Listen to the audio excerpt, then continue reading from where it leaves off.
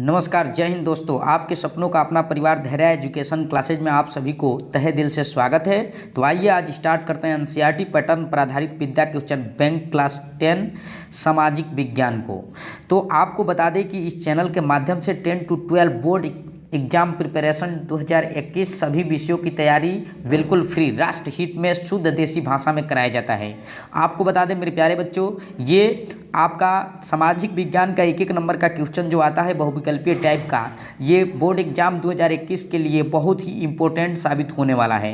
तो चलिए बिना देर किए हुए आपके समक्ष इस क्वेश्चन को हाजिर करते हैं और देखते हैं इसमें किस तरह से हम समझते हैं कि विकल्पों को सही करेंगे परीक्षा में। ठीक है, तो यहाँ पर सबसे पहले हम देख पा रहे हैं स्क्रीन पर कि यहाँ दिया गया है कि बहुविकल्पीय टाइप्स के प्रश्न आपको आएंगे एक नंबर का मेरे प्यारे बच्चों। तो आपको घबराने की कोई ज़रूरत नहीं है। मेरे चैनल के साथ आप जुड़ चुके हैं, अगर नए हैं तो आप बिना देर किए हुए इस चैनल को सब्सक्राइब कर लीजिए, ताकि इस मात्र एक ऐसा चैनल है यह कि जिस पर प्रत्येक विषय का प्रिपरेशन कराया जाता है मेरे प्यारे बच्चों।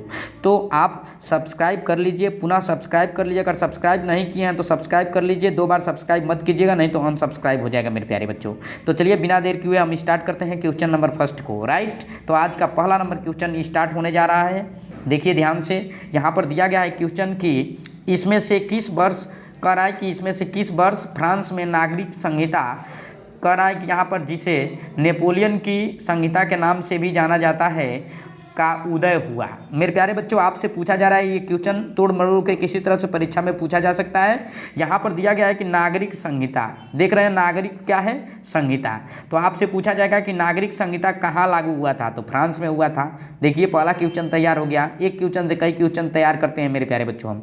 तो यहाँ पर पूछा जाएगा कि नागरिक संहिता कहाँ लागू हुआ था, तो आप बताइए किस देश में हुआ था, तो फ्रांस में हुआ था। देख पा रहे हैं स्क्रीन पर ना। चलिए इसको थोड़ा बढ़िया से हम समझाते हैं आपको। तो आपसे पूछा जाएगा कि नागरिक संहिता जो है वो किस देश में लागू हुआ था, तो आप बताएंगे फ्रांस में हुआ था। देख रहे हैं क्वेश्चन में से ही। अब रहा बात कि किसने लागू किया था, तो किसने लागू किया था मेरे प्यारे बच्चों, घबराने की कोई ज़रूरत नहीं है, क्वेश्चन में ही दिया है किसने लागू किया था, तो नेपोलियन ने लागू किया था। रहा बात अब दूसरी बात कि कब किया था, इसका सन भी पूछा जा सकता है। तो आपने 3 क्वेश्चन देखा इस तरह से। पहला ये कि फ्रांस में लागू हुआ था नागरिक संहिता, और कौन लागू किया था, तो नेपोलियन ने किया था। दूसरी बात मेरे प्यारे बच्चों कि ये कब हुआ था, तो कब हुआ था, तो यहाँ पर देख पा रहे हैं सन दे रहा है 1800 भी दिया है, फिर दिया है 1802, फिर दिया है 1804, फिर दिया है 1806। देख पा रहे हैं आप मेरे प्यारे बच्चों की सामाजिक विज्ञान के बुक में आपको जो दिया गया है आंसर, वो दिया गया है आपका 1804। तो इसमें विकल्प नंबर आपका कौन सा सही हो जाएगा, 1804 ईस्वी। तो आपसे पूछा जाएगा प्रश्न कि नागरिक संहिता किस वर्ष लागू हुआ था, तो आप बताएंगे मेरे प्यारे बच्चों 1804 में हुआ था। किसने लागू किया था, तो नेपोलियन ने लागू किया था। किस देश में लागू हुआ था, तो फ्रांस में हुआ था। राइट, तो बिल्कुल कंप्लीट। आशा करते हैं मेरे प्यारे बच्चों कि आपको समझ में आ गया है। राइट, अगर आपको ये क्वेश्चन समझ में आ रहा है तो समझिए कि अगला क्वेश्चन भी समझ में आने वाला है। तो मेरे प्यारे बच्चों, आपसे एक ही निवेदन है कि आप इस वीडियो को आप तो देख ही रहे हैं, इसको संकल्प कीजिए कि अपने 5 गरीब भाई बहनों को व्हाट्सएप के थ्रू या जो भी हो फेसबुक के थ्रू इसको शेयर कीजिएगा, ताकि अलग अलग जगहों पे अलग अलग पिछड़े इलाके के भी बच्चे इसको देखें। क्योंकि ये क्या है, तो बिल्कुल ये फ्री है मेरे प्यारे बच्चों। एक भी पैसा आपको नहीं लगना है इसमें, बिल्कुल फ्री, राष्ट्रहित में, मुफ्त में, बिल्कुल। तो इसको शेयर करने में कोताही न बरतें, और साथ ही मेरे प्यारे बच्चे वीडियो को दबाकर लाइक कीजिए। राइट, तो चलते हैं अगले नंबर प्रश्न की तरफ। अगला नंबर प्रश्न आ गया आपके समक्ष मेरे प्यारे बच्चों। यहाँ पर क्वेश्चन दे रहा है कि आ गया जबरदस्त क्वेश्चन, 2020 में पूछा गया है। पहली बात यहाँ पर दे रहा है कि यंग इटली सोसाइटी का संस्थापक कौन था। वाह, यंग कह रहा है यंग इटली सोसाइटी के संस्थापक का नाम क्या था या कौन था। समझ में आ रहा है ना मेरे प्यारे बच्चों। ये क्वेश्चन मिलेगा आपको कि यंग इटली सोसाइटी का संस्थापक कौन था। तो यहाँ पर दे रहा है गैरीबाल्डी था, कि बिस्मार्क था, कि काबूर था, कि मेजनी था। तो यहाँ पर आप मेरे प्यारे बच्चों देख पा रहे हैं कि यंग इटली जो है इसका संस्थापक जो था वो कौन था, तो मेजनी था। कौन था मेरे प्यारे बच्चों, तो मेजनी। तो जहाँ पर भी आप देखेंगे इस क्वेश्चन 2020 में पूछा जा चुका है आपसे, तो इसलिए आपको ये याद हो जाना चाहिए मेरे प्यारे बच्चों कि यंग इटली सोसाइटी का संस्थापक कौन था, तो मेजनी। कौन सा, मेजनी। तो इस यहाँ पर आप देख पा रहे हैं मेरे प्यारे बच्चों कि घ नंबर विकल्प आपका क्या हो जाएगा, सत्य हो जाएगा। Right, right. तो आपसे प्रश्न पूछेंगे मेजनी कौन था, ऐसे भी प्रश्न पूछा जा सकता है, तो कहेंगे यंग इटली सोसाइटी का संस्थापक था। देख रहे हैं एक क्वेश्चन से कई क्वेश्चन, और इसी तरह से आपको अति लघु उत्तरीय और विस्तृत उत्तरीय भी बना सकते हैं। बहुविकल्पीय क्वेश्चन के सहारे आप बढ़ा करके जोड़ करके लिख सकते हैं और अति लघु उत्तरीय टाइप्स के क्वेश्चन भी कर सकते हैं। तो इसलिए आपको जानना चाहिए कि मेजनी कौन था, मेजनी कौन था। तो आपसे पूछेंगे तो आप क्या बताएंगे, कहेंगे कि ये यंग इटली सोसाइटी का क्या था, तो संस्थापक था। इस तरह से बता सकते हैं ना मेरे प्यारे बच्चों। बिल्कुल उम्मीद करते हैं कि आपको समझ में आ रहा होगा। बिल्कुल मेरे प्यारे बच्चों, अगर यहाँ नहीं समझ में आ रहा है तो कहीं नहीं समझ में आएगा। ये मात्र एक ऐसा यूनिक चैनल है कि इसके माध्यम से विद्यार्थी अगर तैयारी करते हैं तो फ्लॉप हो ही नहीं सकते हैं, मेरा वादा है मेरे प्यारे बच्चों। अब चलिए अगले नंबर क्वेश्चन की तरफ चलते हैं। अगला नंबर प्रश्न आपका क्या है मेरे प्यारे बच्चों, तो अगला नंबर प्रश्न है कि फ्रांस में गणतंत्र करार की घोषणा किस वर्ष हुई। देखिए ध्यान से, यहाँ पर देख रहे हैं कि भारत में भी गणतंत्रता दिवस मनाया जाता है, स्वतंत्रता दिवस मनाया जाता है। उसी तरह से सभी देशों में अलग अलग समयों पे इसको मनाया जाता है। तो उसी तरह से पूछेगा कि फ्रांस में गणतंत्रता की घोषणा किस वर्ष हुई, यानी किस वर्ष इसको घोषणा किया गया कि गणतंत्र हो गया फ्रांस। ठीक है, तो किस वर्ष हुआ था मेरे प्यारे बच्चों, तो यहाँ पर देख रहे हैं कि 1815 में, 1830 में, 1848 में, 1871 में। तो आपको याद रहे मेरे प्यारे बच्चों, यहाँ पर 1800 क्या हो जाएगा, तो 48 हो जाएगा। तो 1848 में क्या हुआ था मेरे प्यारे बच्चों, तो गणतंत्रता की घोषणा हुआ था किस देश की। अब प्रश्न एक बना रहे हैं मेरे प्यारे बच्चों, हम अपने आप से बना रहे हैं प्रश्न, क्योंकि यही एक टैलेंट है मेरे प्यारे बच्चों, याद कराने का सिस्टम देते हैं हम। ऐसा सिस्टम देते हैं कि आप परीक्षा में जाएंगे तो किसी भी प्रकार का कोई भी क्वेश्चन आ जाए तो मात नहीं खाएंगे। ये आप मत समझिए कि ये बहुविकल्पी टाइप के क्वेश्चन है, इसमें बहुत सारे क्वेश्चन को हम तैयारी करा देते हैं। तो आपसे जैसे प्रश्न पूछा जाएगा इस तरह से भी पूछा जा सकता है। प्रश्न का पूछने का स्ट्रक्चर कई हो सकते हैं मेरे प्यारे बच्चों, तो आपको घबराने की थोड़ा भी ज़रूरत नहीं है। बस आप देखिए, जैसे पूछा जाएगा कि पहला प्रश्न कि फ्रांस, यहाँ पर दिया फ्रांस ना, तो फ्रांस में गणतंत्रता की घोषणा किस वर्ष हुई, तो आप बताएंगे कितना में, 1848 में। या क्वेश्चन पूछ देगा कि 1848 में, पूछ देगा 1848 में किस देश की गणतंत्रता की घोषणा हुई, तो आप बताएंगे फ्रांस। राइट, तो दोनों तरह से क्वेश्चन आ सकता है आपका परीक्षा में। उम्मीद करते हैं, आशा करते हैं, विश्वास करते हैं कि मेरे प्यारे बच्चों आपको समझ में आ गया है। तो चलते हैं अगले नंबर प्रश्न की ओर। तो अगले नंबर प्रश्न की ओर बढ़ने से पहले आपको बता दें कि ये नेक्स्ट पेज है मेरे प्यारे बच्चों, इसको थोड़ा स्क्रीन बड़ा कर लेते हैं ताकि आपको देखने में किसी प्रकार का कोई भी दिक्कत ना हो सके मेरे प्यारे बच्चों। तो यहाँ पर क्वेश्चन नंबर 4 देख पा रहे हैं आपकी, यहाँ दिया है कि निम्न में से कह रहा है किस वर्ष संधि के, कह रहा है निम्न में से किस वर्ष, कह रहा है कि संधि के फलस्वरूप यूनान को एक स्वतंत्र राष्ट्र के रूप में मान्यता मिली। देखिए यहाँ पर, तो यूनान को किस देश को मिली, तो यूनान को मिली। और किस वर्ष स्वतंत्र राष्ट्र की मान्यता मिली, क्या मिली, तो स्वतंत्र राष्ट्र की मान्यता मिली। और तो कह रहा है कि किस संधि के फलस्वरूप मिली, किस संधि के फलस्वरूप मिली। आपसे संधि का नाम पूछ रहा है कि इस संधि का नाम बताइए, ऐसा संधि है जिसका नाम बताइए कि जिससे यूनान को राष्ट्र स्वतंत्रता यानी स्वतंत्रता राष्ट्र के रूप में मान्यता मिल गई। तो बताइए वो कौन सा संधि है, पेरिस की संधि है कि वर्साई की संधि है कि वियना की संधि है, वियना है जी, ठीक है, और या कुस्तुनतुनिया की संधि है। तो यहाँ पर आप देख पा रहे हैं मेरे प्यारे बच्चों कि कुस्तुनतुनिया जो है ना, कुस्तुनतुनिया की जो संधि है इसी के द्वारा क्या मिला था, तो यूनान को स्वतंत्र राष्ट्र का रूप में मान्यता मिली थी। राइट, तो इस तरह से आप बता सकते हैं इसको। चलिए एक बार और रिवीजन कर देते हैं मेरे प्यारे बच्चों।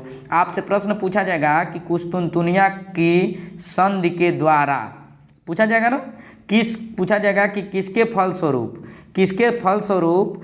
किस संधि के फलस्वरूप यूनान को स्वतंत्र राष्ट्र के रूप में मान्यता मिली, तो आप क्या बताएंगे, तो बताएंगे कुस्तुनतुनिया की। राइट, यहाँ पर बहुत सारे विकल्प दिए हैं पर आपका घ विकल्प क्या हो जाएगा, सही हो जाएगा मेरे प्यारे बच्चों। तो आशा करते हैं, उम्मीद करते हैं कि आपको ये वीडियो पसंद आ रहा होगा मेरे प्यारे बच्चों। तो अब अंत तक आप बस बने रहिए और देखते रहिए मेरा धमाल कैसे कैसे आपको सिखाते हैं। अगला नंबर क्वेश्चन 5वां नंबर है कि निम्न में से कह रहा है कि यह किसका कथन है, बोल रहा है कि निम्न में से यह किसका कथन है। देखिए कथन यहाँ पर स्टेटमेंट आगे है, कह रहा है कि जब फ्रांस छींकता है तो बाकी यूरोप को सर्दी जुकाम हो जाता है। वाह, देखिए यहाँ पर यह किसने कहा था, इस बात को देखिए बहुत विवादित बयान है कि जब फ्रांस छींकता है तो बाकी यूरोप को सर्दी जुकाम हो जाता है। ठीक है, अर्थात ये देख रहे हैं ये कितना ज़बरदस्त सेंटेंस है। तो यहाँ पर क देख रहे हैं कि मैटरनिक, और ख दे रहा है काबूर, और ये दे रहा है बिस्मार्क ग में, और घ में दे रहा है मैथसिनी। तो यहाँ पर देख रहे हैं कि मैटरनिक जो है, मैटरनिक, चलिए इसको थोड़ा मिटा लेते हैं, भद्दगी ज़्यादा पसंद नहीं है मेरे को मेरे प्यारे बच्चों। तो यहाँ पर क नंबर जो विकल्प दिया गया आपको मैटरनिक, मैटरनिक क्या है, ये स्टेटमेंट दिया था कि जब फ्रांस छींकता है तो बाकी यूरोप को क्या हो जाता है, सर्दी जुकाम हो जाता है। ठीक है, तो इसको आप दिमाग में रखेंगे कि मैटरनी, क्या दिमाग में रखेंगे, मैटरनी। तो पूछा जाएगा प्रश्न पूछा जाएगा कि कौन छींकता है, बताइए कौन छींकता है, कि कौन छींकता है, कौन छींकने वाला कौन है, मैटरनिक है। कौन है, मैटरनिक है। बाकी ये सब छींकने वाले नहीं हैं, नहीं। जब फ्रांस छींकता है तो क्या होता है, ये बात समझ जाएंगे कि जब फ्रांस छींकता है तो यहाँ पर मैटरनिक है। राइट, दिमाग में बैठा लीजिएगा किसी प्रकार से, ताकि आपको बना रहेगा ब्रेन में। राइट, उम्मीद है, आशा है कि आप सही कर जाएंगे क्वेश्चन को। अब आधा दर्जन क्वेश्चन को देखते हैं मेरे प्यारे बच्चों। कह रहा है फ्रांस की क्रांति हुई, कब हुई फ्रांस की क्रांति। वाह, जबरदस्त क्वेश्चन, ये बहुत बार आप पढ़ चुके हैं, 2020 में आया ये क्वेश्चन, बहुत ही ईमानदार क्वेश्चन है मेरे प्यारे बच्चों। इसको ध्यान से देखिएगा, नहीं तो बेईमान बन जाओगे आप। देख रहे हैं यहाँ पे क में दे रहा है कि 1788, ख में दे रहा है 1789, 1790 दे रहा है, फिर दे रहा है 1787। तो यहाँ पर आप देख पा रहे हैं मेरे प्यारे बच्चों कि फ्रांस की जो क्रांति हुई थी वो 1700 कितने में हुई थी, 89 में। राइट, कितने में, 1789 में। तो आपसे पूछा जाएगा प्रश्न तो आप बताएंगे 1789 में मेरे प्यारे बच्चों। तो उम्मीद है, आशा है कि आपको ये समझ में आ चुका है, परीक्षा में आप नहीं भूलेंगे। तो आपसे पूछा जाएगा प्रश्न दूसरे तरीके से भी, आपको थोड़ा बता दें, पूछा जाएगा कि 1789 में किस देश की क्रांति हुई थी। तो किस देश की हुई थी, फ्रांस की हुई थी। राइट, इस तरह से भी क्वेश्चन पूछा जा सकता है मेरे प्यारे बच्चे, एकदम तोड़ मरोड़ के पेश कर रहे हैं आपके सामने। आप आंसर मत देखिए कि उत्तर दिया है, हम सिस्टम में पढ़ाते हैं, सिस्टम से समझाते हैं। ठीक है, आपको उम्मीद करता हूं कि पसंद आ ही रहा होगा। अगले नंबर प्रश्न की ओर चल रहे हैं, रुक कर रहे हैं। तो यहाँ 7वां नंबर दिया गया है कि राष्ट्रवाद का, कह रहा है राष्ट्रवाद का प्रारंभ किस देश से हुआ है।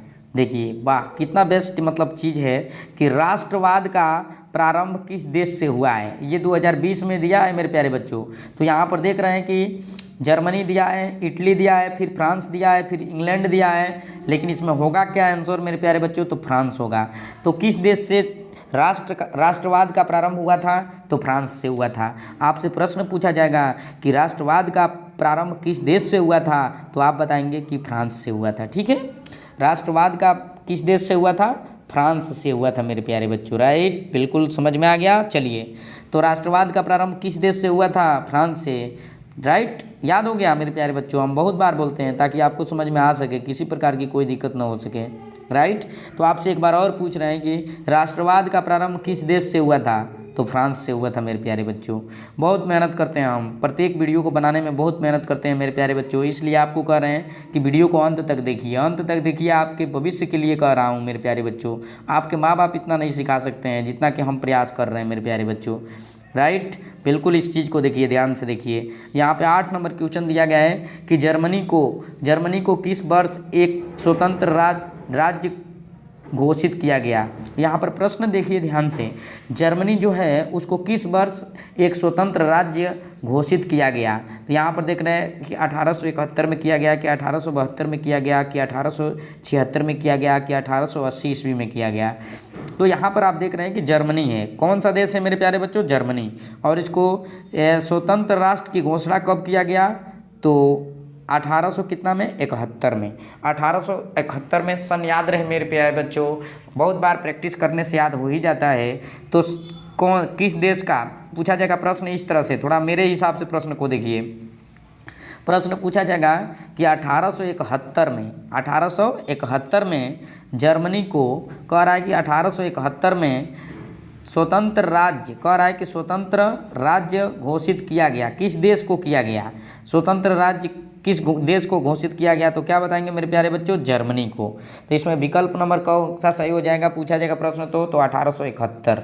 बिल्कुल उम्मीद है, आशा है कि आप बिल्कुल समझ रहे हैं मेरे प्यारे बच्चों, बिल्कुल। अब चलते हैं हम 9 नंबर प्रश्न की तरफ। 9 नंबर प्रश्न क्या है मेरे प्यारे बच्चों, कह रहा है कि जर्मनी का एकीकरण, कह रहा है जर्मनी का एकीकरण का श्रेय इसमें से किसे दिया जाता है। देखिए ये क्वेश्चन बहुत धमाल मचाने वाला है, 2020 में पूछा है मेरे प्यारे बच्चों क्वेश्चन। कह रहा है कि जर्मनी का एकीकरण का श्रेय इसमें से किसे दिया जाता है। इसमें दे रहा है कि ऑटो वन बिस्मार्क हैं, फिर दे रहा है काइजर विलियम प्रथम है, फिर दे रहा है हिटलर है, फिर कह रहा है मेत्तेस्नी है। यहाँ पर देखिए मेरे प्यारे बच्चों जर्मनी की बात आ गया यहाँ पर, ठीक है, और जर्मनी के एकीकरण की बात आ गया और इसका श्रेय किसे दिया जाता है ये पूछा जा रहा है आपसे प्रश्न। तो यहाँ पर जब भी आ जाए तो बताएंगे ऑटो वन बिस्मार्क को। किसको बताएंगे? ऑटो वन बिस्मार्क को। 2020 में एक क्वेश्चन पूछा जा चुका है मेरे प्यारे बच्चों कि जर्मनी का एकीकरण का श्रेय किसे दिया जाएगा, तो आप सीधा बताइएगा ऑटो वन बिस्मार्क को। राइट, उम्मीद है, आशा है कि ये समझ में आ गया होगा। तो आपसे पूछा जाएगा कि ऑटो वन बिस्मार्क को कौन सा श्रेय दिया गया, तो जर्मनी के एकीकरण का श्रेय दिया गया। राइट, या जर्मनी का एकीकरण का श्रेय किसे दिया गया, तो ऑटो वन बिस्मार्क को दिया गया। मेरे प्यारे बच्चों एकदम ढक दे रहे हैं इसको। अब आपसे प्रश्न पूछा जाएगा तो आप बता लेंगे ना किसको दिया गया, ऑटो वन बिस्मार्क को। किसको? ऑटो वन, अच्छा नीचे वाला देख रहे हैं मेरे प्यारे बच्चों, इसको मिटा दे रहे हैं। तो ऑटो वन बिस्मार्क को। किसको? ऑटो वन बिस्मार्क को। जर्मनी का एकीकरण का श्रेय किसे दिया जाता है, तो ऑटो वन बिस्मार्क को। चलिए अब ओपन कर देते हैं मेरे प्यारे बच्चों। राइट, बिल्कुल समझ में आ रहा है आप लोगों को, ठीक है, एक एक करके मिटा दे रहे हैं। चलिए अब अगले नंबर प्रश्न की ओर रुख करते हैं। 10 नंबर देखिए इंपॉर्टेंट क्वेश्चन के सीरीज में ये भी आएगा मेरे प्यारे बच्चों। क्यों? क्योंकि 2020 में पूछा जा चुका है। कह रहा है कि नेपोलियन का संबंध किस देश से था। कह रहा है नेपोलियन का संबंध किस देश से था, तो यहाँ जर्मनी से था कि इटली से था कि फ्रांस से था कि इंग्लैंड से था। तो मेरे प्यारे बच्चों यहाँ पर आप देख पा रहे हैं कि नेपोलियन जो था वो किस देश का था, तो फ्रांस का था। राइट, तो फ्रांस का कौन था मेरे प्यारे बच्चों, तो नेपोलियन था। नेपोलियन का संबंध किस देश से था, तो फ्रांस से था। किससे था? फ्रांस से था। तो इस तरह से आप 10 नंबर क्वेश्चन को बता सकते हैं। आपसे एक बार और प्रश्न पूछते हैं कि नेपोलियन का संबंध किस देश से था। किस देश से था मेरे प्यारे बच्चों, तो आप बताएंगे फ्रांस से। किस देश से था? फ्रांस से। राइट, उम्मीद है, आशा है, आशा पर ही सब कुछ टिका है मेरे प्यारे बच्चों। तो इसलिए आशा हम करते हैं कि आप को ये वीडियो समझ में आ रहा है मेरे प्यारे बच्चों। कह रहा है कि इटली का एकीकरण किसने, कह रहा है किसके नेतृत्व में किया गया। इटली का एकीकरण किसके नेतृत्व में किया गया, यह भी 2020 में क्वेश्चन पूछा गया है। इंपॉर्टेंट क्वेश्चन है मेरे प्यारे बच्चों। तो यहाँ पर इटली का, किसका? इटली का एकीकरण किसके नेतृत्व में किया गया। राइट, यहाँ पर दिया है कि ज्यूसेपे गैरिबाल्डी पहला विकल्प है, दूसरा विकल्प है ऑटो वन बिस्मार्क, तीसरा है नेपोलियन और चौथा है क्या यहाँ पर कि विलियम प्रथम। तो यहाँ पर देख रहे हैं कुछ उल्टा नाम दिया गया है। सबसे उल्टा इसमें है विकल्प में, कह रहा है कि ज्यूसेपे गैरिबाल्डी। राइट, भद्दगी हो रही है मेरे प्यारे बच्चों, थोड़ा इसको इरेज करके उसके बाद से आपको समझा दें। तो आपसे पूछा जाएगा कि इटली का एकीकरण किसके नेतृत्व में किया गया, तो आप क्या बताएंगे मेरे प्यारे बच्चों, तो आप सीधा बताएंगे कि यहाँ पर ज्यूसेपे गैरिबाल्डी। राइट, 2020 में पूछा है मेरे प्यारे बच्चों, ध्यान रखिएगा इस क्वेश्चन को। अब चलते हैं हम क्वेश्चन नंबर किसके तरफ, तो क्वेश्चन नंबर चलते हैं हम प्रश्न संख्या 1 दर्जन। मेरे प्यारे बच्चों देख पा रहे हैं 1848 की क्रांति, कह रहा है 1848 की क्रांति फ्रांसीसी, कह रहा है कि फ्रांसीसी राज्य क्रांति के फलस्वरूप, कह रहा है कि 1848 की फ्रांसीसी राज्य क्रांति के फलस्वरूप, कह रहा है कि यहाँ पर विकल्प दिया है मेरे प्यारे बच्चों आगे, निरंकुशता राजतंत्र की स्थापना हुई थी, कि सीमित राजतंत्र की स्थापना हुई, कि सैन्य शासक की स्थापना हुई, कि गणतंत्र की स्थापना हुई। मेरे प्यारे बच्चों यहाँ पर देख पा रहे हैं आप कि बहुत ही इंपॉर्टेंट ये भी है आपका। तो यहाँ पर देख पा रहे हैं आप कि विकल्प के साथ साथ यहाँ पर आंसर भी दिया गया है मेरे प्यारे बच्चों। पर आंसर पर मत जाइए मेरे प्यारे बच्चों, अब दे दिया है तो क्या करें, विद्या क्वेश्चन बैंक में उसको उड़ा तो सकते नहीं मेरे प्यारे बच्चों। तो इसलिए आप उसको भी साथ साथ देखते चलिए, क्या दिक्कत है उसमें। आप बताइए 12 नंबर क्वेश्चन, अरे 1848 का करा 1848 की फ्रांसीसी राज्य क्रांति के फलस्वरूप इसमें निरंकुशता, कह रहा है कि निरंकुश राजतंत्र की स्थापना हुई, कि सीमित राजतंत्र की स्थापना हुई, कि सैन्य शासन की व्यवस्था हुई, तो गणतंत्र की व्यवस्था हुई। तो मेरे प्यारे बच्चों देखिए 1848 में जो हुआ ना वो गणतंत्र हुआ। क्या हुआ? गणतंत्र हुआ। क्या गणतंत्र हुआ? तो फ्रांसीसी राज्य क्रांति। राइट, तो फ्रांसीसी राज्य क्रांति के फलस्वरूप गणतंत्रता की क्या हुई? स्थापना हुई। तो ये बता सकते हैं आप कि गणतंत्रता की क्या हुई? स्थापना हुई। तो मेरे प्यारे बच्चों उम्मीद करता हूँ कि आपको समझ में आ गया। बताइए समझ में आ गया तो आगे बढ़ें। चलिए नेक्स्ट पेज की ओर चलते हैं मेरे प्यारे बच्चों। घबराने की कोई ज़रूरत नहीं है, सारे क्वेश्चन आपको ब्रेन में समा जाएंगे। अब यहाँ पर पहला नंबर, ये चैप्टर आपका समझ में आ गया मेरे प्यारे बच्चों, ख़त्म हो गया।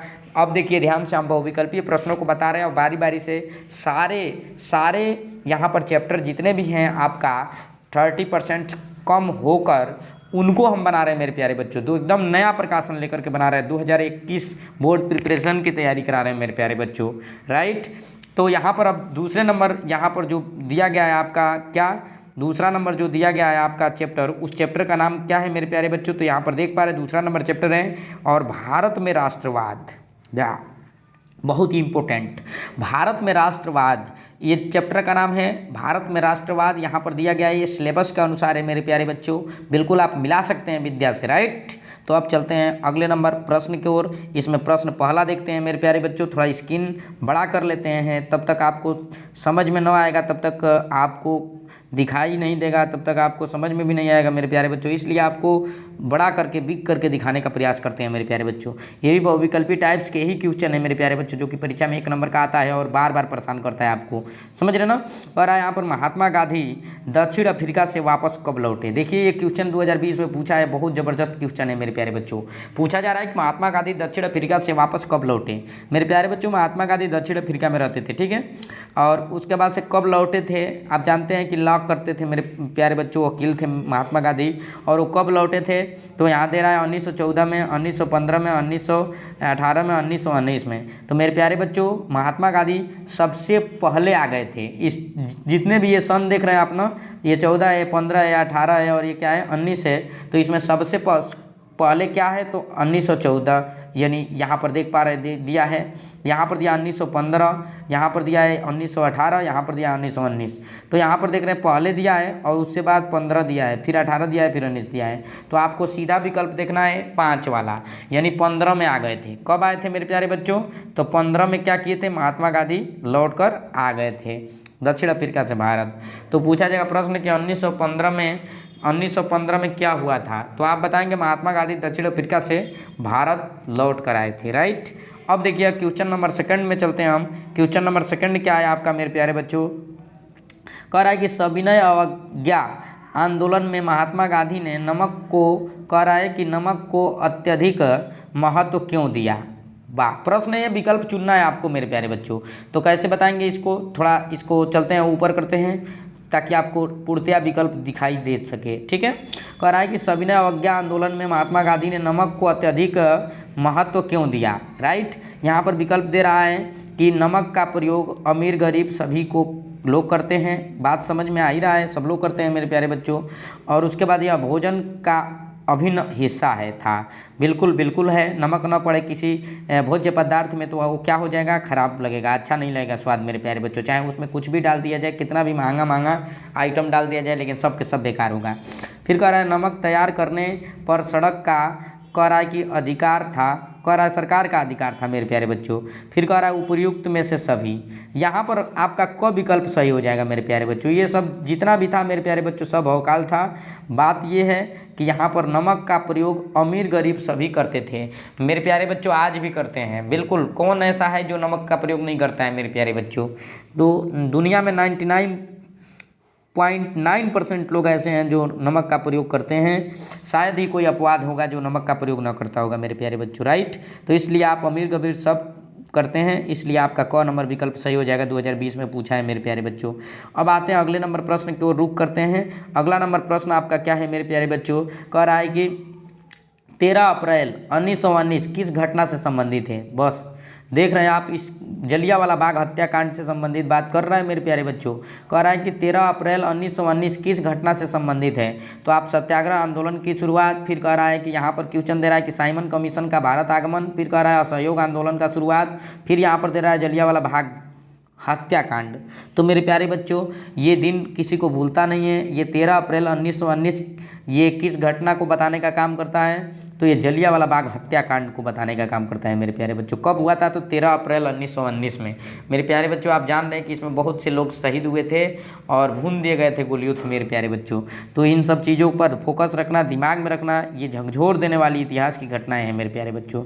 तो 13 अप्रैल 1919 किस घटना से संबंधित है? तो आप बता सकते हैं कि जलियांवाला बाग हत्याकांड से संबंधित है मेरे प्यारे बच्चों। अब अगले नंबर प्रश्न की ओर चलते हैं। अगला नंबर प्रश्न आपका दिया है 4, कह रहा है कि महात्मा गांधी ने असहयोग आंदोलन कब प्रारंभ किया था। देखिए मेरे प्यारे बच्चों, बहुत ही इम्पोर्टेंट, आप देख रहे हैं कि महात्मा गांधी ने देश की आज़ादी में बहुत से योगदान दिए हैं, राइट। तो इसमें देख रहे हैं हम कि जितना भी आंदोलन से संबंधित आएंगे या किसी प्रकार का आरंभ जो किया महात्मा गांधी ने ही किया। आप जानते हैं इनको राष्ट्रपिता माना जाता है, बहुत कुछ किए इन्होंने। तो यहाँ पर दिया है कि महात्मा गांधी ने असहयोग आंदोलन कब आरंभ किया। तो यहाँ पर बताएंगे 1919 में, 1920 में, 1922 में, 1923 में। तो मेरे प्यारे बच्चों, आपको ये सन नहीं भूलना चाहिए। आप देने जाएंगे परीक्षा किस में, 20 चल रहा है, ये 2020 में पूछा है क्वेश्चन ना। आप देने चाहेंगे परीक्षा कब, 21 में। तो यहाँ पर देखिए महात्मा गांधी ने असहयोग आंदोलन कब प्रारंभ किया था, तो 1920 में, राइट मेरे प्यारे बच्चों। आप जानते हैं कि अफ्रीका से भारत कब लौटे थे, तो अफ्रीका से भारत लौटे थे 15 में, यानी 1915 में, और 20 में क्या किए थे, तो असहयोग आंदोलन का प्रारंभ कर दिए थे मेरे प्यारे बच्चों। तो महात्मा गांधी 1920 में असहयोग आंदोलन का आरंभ किए थे। तो ये भी आपका कंप्लीट हुआ मेरे प्यारे बच्चों। अब चलते हैं अगले नंबर प्रश्न को।